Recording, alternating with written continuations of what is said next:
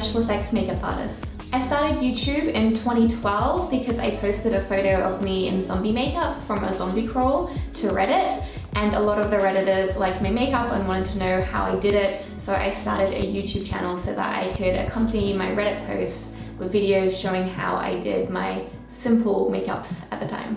One of the most unexpected things was being found by an Oscar-winning makeup artist who's amazing, and he was heading up a big film that was partially filming in Australia, and because he saw me work online and he liked what I did, he invited me to come and be a part of that movie. So I got to work on my first feature film ever because of the content that I put online. I studied at Curtin University. I did an undergraduate in visual art.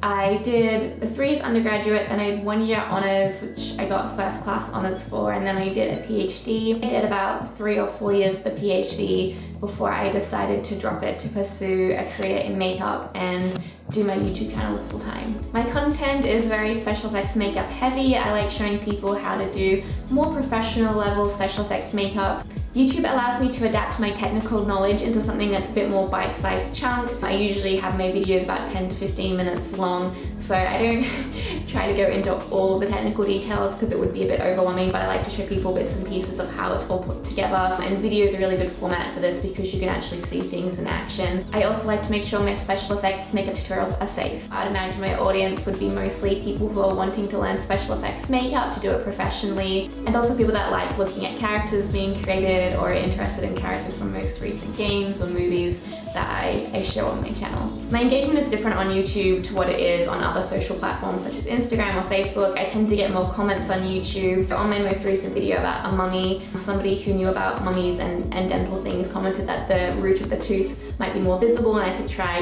changing the sculpt for that, which is really cool. YouTube has led to some interesting opportunities that I wouldn't have thought of in the beginning. Things like VidCon and being invited to different makeup conferences around the world, being able to be involved with film premieres and having films help me promote the release of their movies by recreating the makeup is really cool. I've also got to meet a lot of different creators within the community, so there's a few different mixing events that YouTube throws, which is always good. I've been able to collab with a couple of beauty YouTubers, I've collaborated with comedians, I've collaborated with people that like to make short films or do pranks, and it's always good being able to bring a practical skill such as makeup into somebody else's vision and world and be able to work with somebody to make something cool that's not just a tutorial, but it's something more than that. For a brand deal to be enjoyable, and luckily so far all of mine have been, it would have to be something that's authentic and would be integrated pretty nicely within what I usually post. If it's like a makeup from a film that's being released, and it's a makeup that I would probably ordinarily do something special effects heavy, maybe something scary or something like a cool kind of character,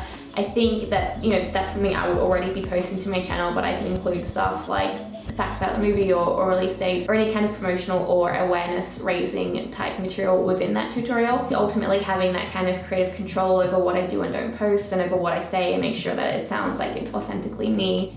I've also recently started doing classes in person. It's one thing to follow along online, but sometimes you can't see the mistakes you're making, or sometimes seeing stuff in person and slow down and being able to ask questions makes a huge difference. It's usually easier for people to follow along and learn in a class format rather than online videos. They complement each other well, and then they can go back and watch my video on the same subject when they're at home. I also want to push my classes more into the online world, so a lot of people want to do the beginner's course, but it costs money obviously for me to fly places and stay in the accommodation to take the courses to people. So I want to try and digitize things like my beginner prosthetics workshop and my beginner out of kit workshop so that people can have that long form video that they can watch and recreate different things from there.